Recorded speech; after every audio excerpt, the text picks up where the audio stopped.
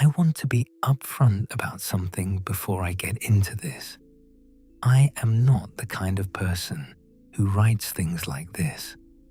I spent most of my 20s in Columbus working a logistics job, eating takeout 3 nights a week, watching football on Sundays, living the kind of life that is perfectly fine and completely unremarkable. I have never had a ghost story. I have never had anything happen to me that I could not explain by the end of the day. What I have is 11 days in Harwick, Ohio, and a set of rules I will carry with me for the rest of my life. I grew up in Harwick, left the day after graduation and did not look back, the way you do when you are 18, and the town you came from feels like a ceiling pressing down on you. My father still lived there, in the same house on Delwood Road where my brother Dean and I grew up, and we called on holidays and visited for a week in summer every other year. And that was enough. It was a good enough arrangement for everyone involved. Then my father had a stroke in early October and everything rearranged itself. He was not dying. That is the first thing the hospital told me when I called. He was stable. He was being treated. He was going to need rehabilitation and time and someone to help manage things at the house. Dean is in Portland. Dean has a wife and 3 kids and a job that does not offer the kind of flexibility mine does. I have vacation saved up. I have a studio apartment and a cat that my neighbor feeds when I travel.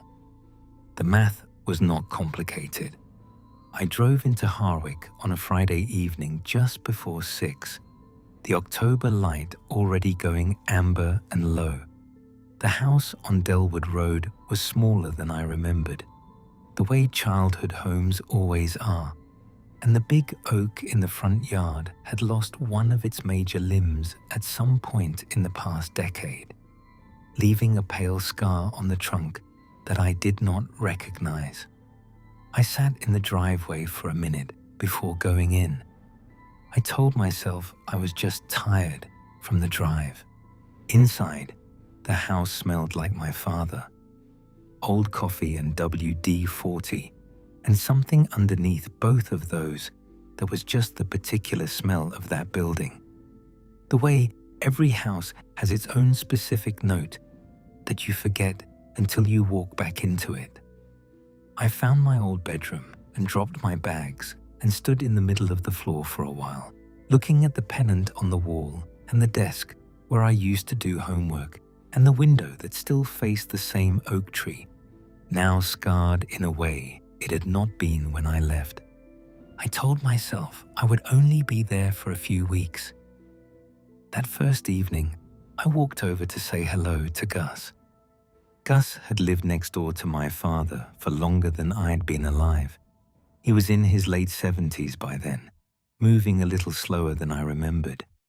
But his eyes were still the same, sharp and brown and patient. He brought out sweet tea without asking, and we sat on his front porch and talked about my father, about the rehabilitation center, about which nurses were good and which ones I should watch. It was easy in a way I had not expected. Harwick easy, the kind of conversation that has nowhere to be. When I stood up to go, Gus stopped me. He said it the way you would tell someone where the hardware store moved to. Matter of fact, not dressed up in drama. He said that Harwick had tornado sirens, the big grey poles with the rotating heads that they tested on the first Wednesday of every month at noon, and that I probably remembered them from growing up. I said yes, I remembered them. He said that if I ever heard them go off on a day or time that was not the scheduled test, there was something I needed to know. When the sirens stop, you count to 60. If you finish counting and they have not started again, It was a false alarm or a test you forgot about. You go back to whatever you were doing. But if they start up again before you reach 60, you get inside immediately. You lock every door and every window. You do not look outside. You do not open the door for anyone who knocks, no matter what they say or how they sound. You do not call out to anyone you hear in the street. You go to the most interior room of wherever you are and you wait until the sirens have stopped completely. And then you wait 1 full hour more before you do anything else. I smiled a little when he finished. I asked if this was something they did to people who came back, some kind of tradition. Gus did not smile. He said he wished it were. He said my father knew the rules. He thought I should know them too. I drove back to the house thinking that Gus had gotten a little eccentric in his old age. The thought was gone before I fell asleep. The next week settled into something like a routine. I visited my father at the rehabilitation center every morning, helped the staff understand his particular flavor of stubbornness, brought him newspapers and word puzzles and the terrible vending machine coffee he inexplicably preferred to the decent stuff the center provided. In the afternoons, I worked on the house. The gutters were a disaster. The back fence had been leaning for what looked like years. The lawn needed more than mowing. It needed a conversation. I started remembering things about Harik I had let go quiet, the eggs at the diner on Crestfield Avenue, which were always exactly right, the way the light hit the water tower in the last half hour before sunset, the cemetery at the edge of town where the oldest headstones had gone so smooth with weather you could barely find the names. I was not 18 anymore, and I could see the place differently. I started to understand why people stayed. It was a Thursday afternoon, 2:30, when I heard the sirens. I was in the backyard pulling weeds along the fence line. The sound hit me in the chest before my brain caught up to it, that rising mechanical wail that the human animal is wired to respond to, because it was built specifically to reach inside you. I stood up and looked at the sky. Blue, clear, not a cloud worth mentioning in any direction. I knew the monthly test happened on the first Wednesday of every month at noon. It was Thursday. It was not noon. The sirens ran for about 30 seconds and then stopped. I stood very still in the backyard. I started counting. I told myself I was doing it because Gus's words had stuck somewhere in the back of my head and it cost nothing to count. I counted slowly, the way you do when you are actually trying to measure 60 seconds rather than burn through them. I said the numbers quietly under my breath. The yard was silent around me, except for the wind in the soybean field behind the back fence. I got to 22. The sirens started again. I was inside so fast that I cannot actually reconstruct the path I took. I know I locked the back door. I know I went through the kitchen and locked the front door, and then went room to room on the ground floor, checking every window, working fast with my hands, not quite shaking, but not entirely steady either. I went upstairs and did the same. Then I went to the hallway, which was the most interior space on the second floor, and I sat down on the floor with my back to the linen closet door and my knees up, and I stayed there. I told myself I was being ridiculous. I told myself that right up until I heard the sound in the backyard. It was not wind. There was barely any wind. It was footsteps, slow and deliberate, moving through the yard where I had been pulling weeds 20 minutes before. They were too heavy to be a dog or a deer, and too slow to be a person in any kind of hurry. That slowness was the part that stayed with me afterward, that unhurried quality, like whatever was making that sound had all the time it needed and knew it. The steps moved along the side of the house. They stopped at the front door. I watched the hallway. I did not move. 3 knocks on the door, slow, deliberate, and then a voice I recognized with a lurch of my stomach that I still cannot fully describe, because it was my father's voice. My father, who was across town in a rehabilitation center, who could not drive, who was still working to get full sentences back. His voice, calling my name, saying it was cold outside, saying to please open the door. I pressed myself harder against the wall. I breathed through my nose. I thought about what Gus had said. Whatever knocks, whatever it sounds like, you do not open the door. The voice moved around the house, tried the side window, tried the back. It called my name several more times in my father's voice, patient and casual, the way you would call for someone you expected to come, eventually. It did not try to break anything. It did not rattle the handles. It walked and called and waited, and I sat on the hallway floor with my eyes closed, and I did not open anything. The sirens finally stopped. I did not move.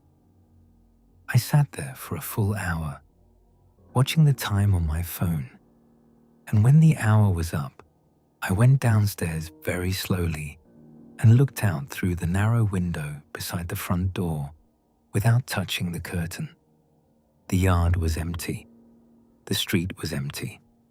A woman 3 houses down was raking leaves in the afternoon sun like it was a completely normal Thursday, which I suppose for her it was.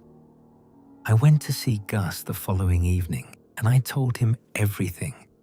He listened without interrupting, which is how I knew he was not surprised by any of it.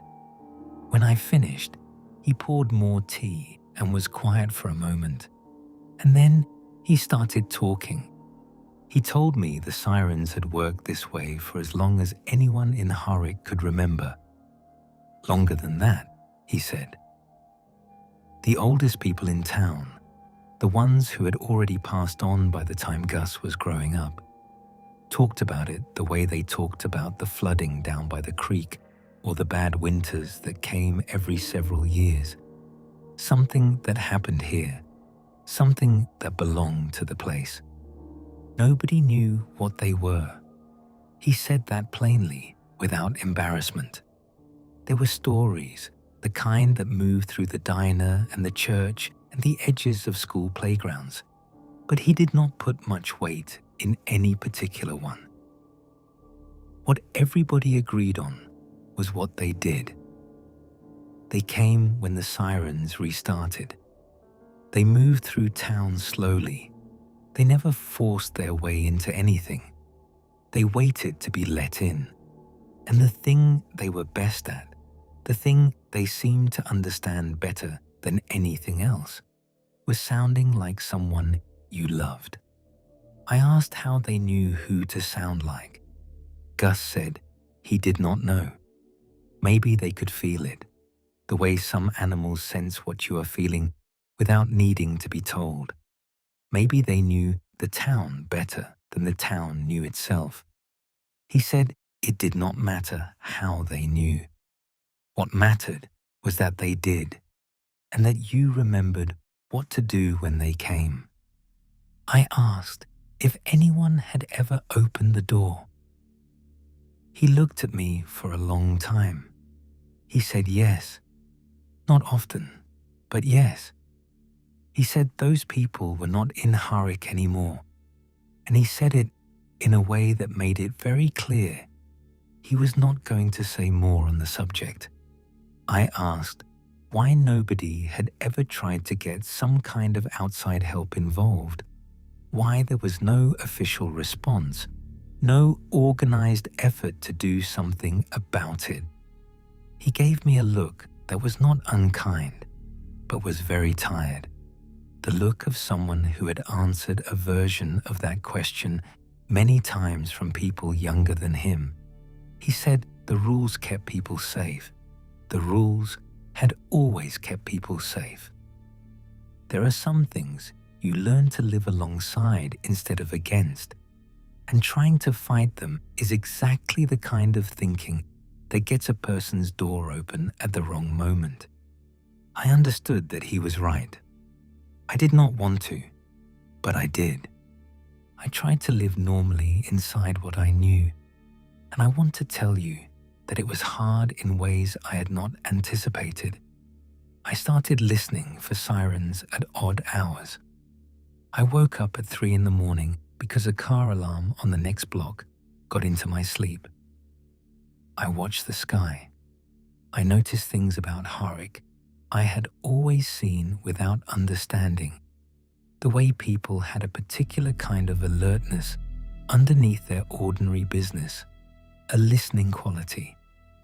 The community center ran evening events that drew large groups into solid brick buildings on a regular schedule. The neighbors all seemed to know each other's routines. Gus had a porch light arrangement with 3 of his nearest neighbors, a simple signal system that told each of them the others were okay. The whole town had been shaped by the rules without anyone announcing it. It had just happened, slowly, over a long time, the way a river shapes the land it moves through. My father came home from the rehabilitation center on a Thursday afternoon, walking with a cane, speaking more slowly than before, but speaking.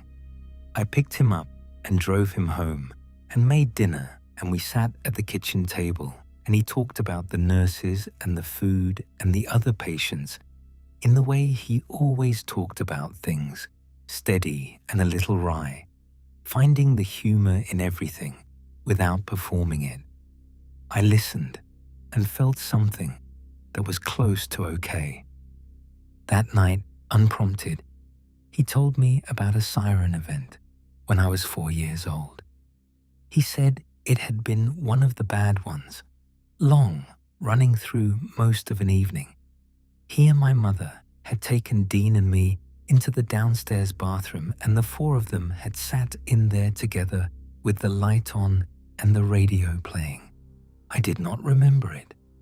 He said my mother spent the whole time singing along to whatever was on the radio, not because she felt like singing, but because she knew if she stopped, she would start listening too closely to the sounds from outside, and she did not want to do that.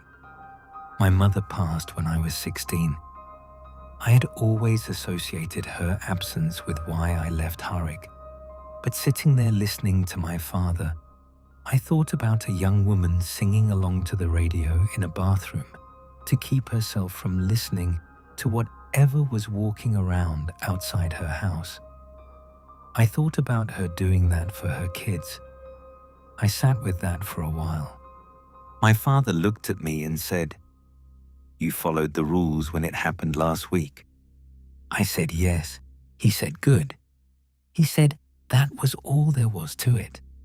It was the 3rd week of October, a night when the temperature had dropped fast and there was a thin moon behind a layer of cloud when the sirens went off again. I was in the living room reading. My father was already asleep upstairs. The sirens started and I was on my feet before the sound fully landed. I looked out the kitchen window and the neighbor across the street had already killed her lights.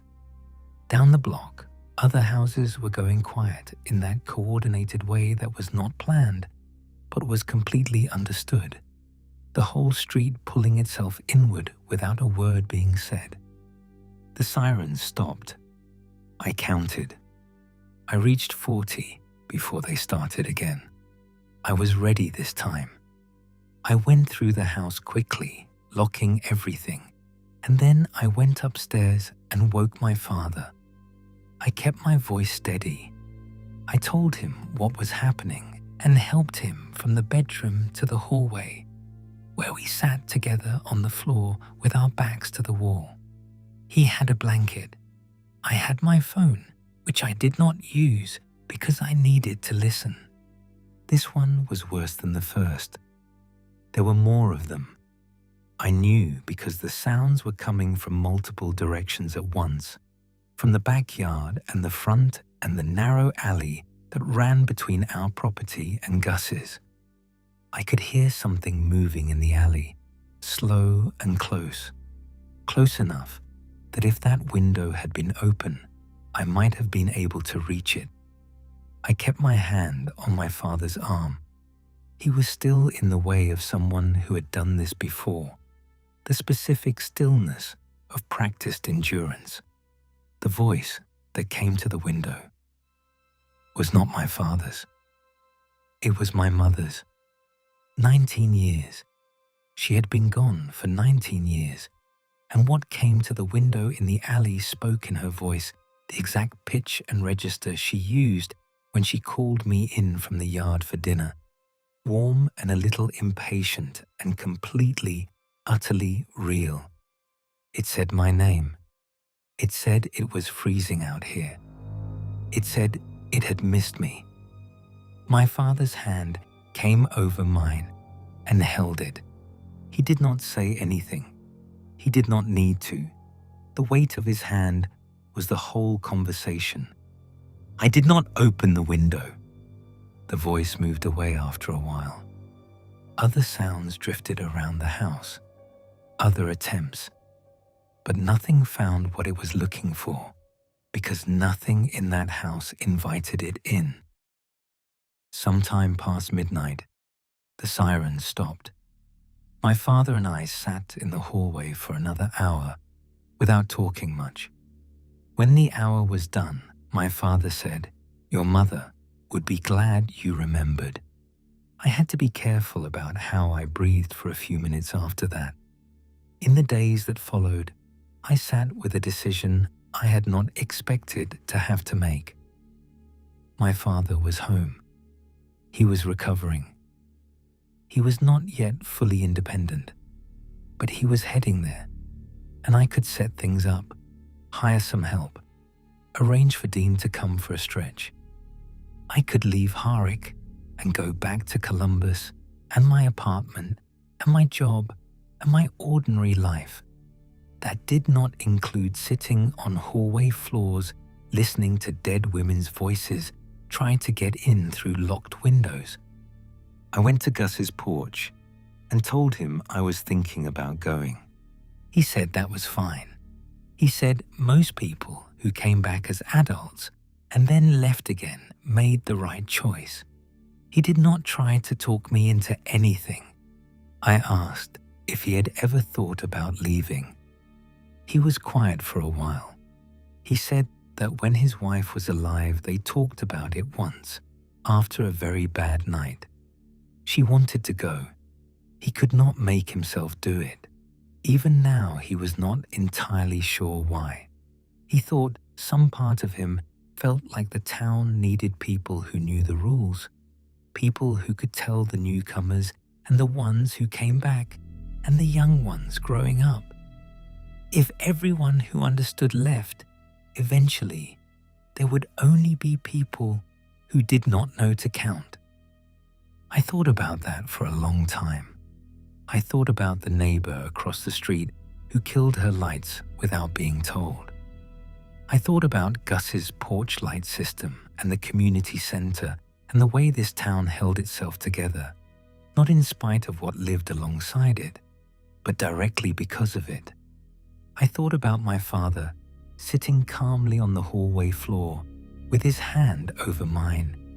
I thought about a 4-year-old version of myself in a bathroom while his mother sang to keep from listening. I stayed through November. By the time I left, my father was walking without the cane on his better days, and his speech had come almost all the way back.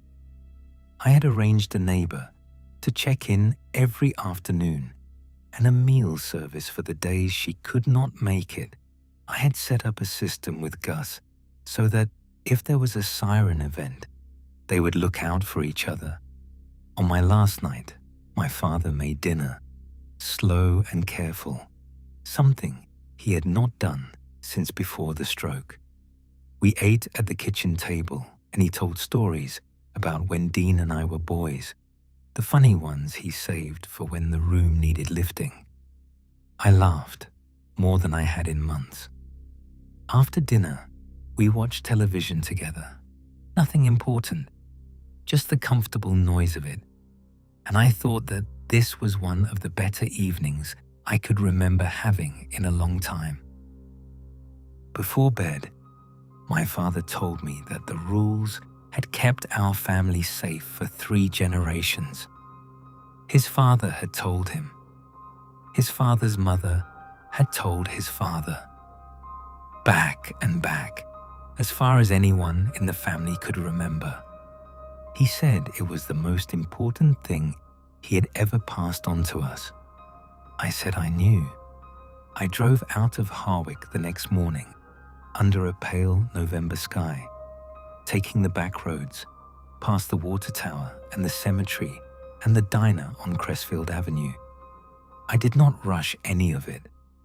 I did not feel the relief I had expected. I felt the specific sadness of leaving a place that had gotten its hooks into you in spite of everything.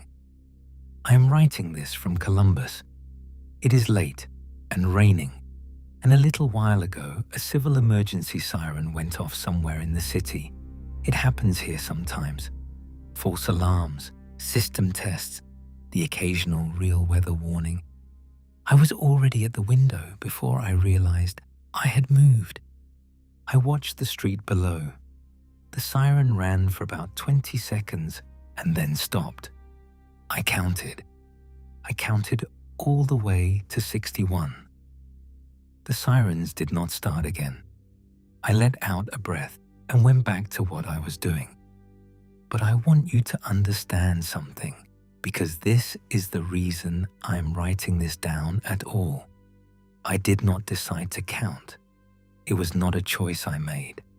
The counting just happened, the way breathing happens.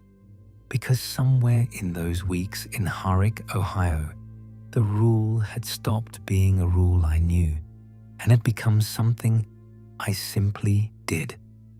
Something I was going to do for the rest of my life. In every city I ever lived in, every time I heard a siren stop, you carry it with you when you leave. That is the thing nobody told me, maybe because nobody had to. Gus knew it. My father knew it. You do not learn the rules and then leave them behind when the town is in your rearview mirror. They go with you. They change the way you listen. They change the way you move through the world. The sirens in Columbus have never restarted after the count. I check every time without fail. I will check every time for the rest of my life. Because Harwick taught me that the counting is the only thing standing between you and whatever finds the ones who do not count. You do not stop just because you left the place where you learned. You keep the doors locked. You stay in the quiet interior room of whatever life you are living. You wait the full hour. And even when the hour is done and everything looks normal and the street outside is empty and still and bathed in ordinary light, you think twice before you open the door.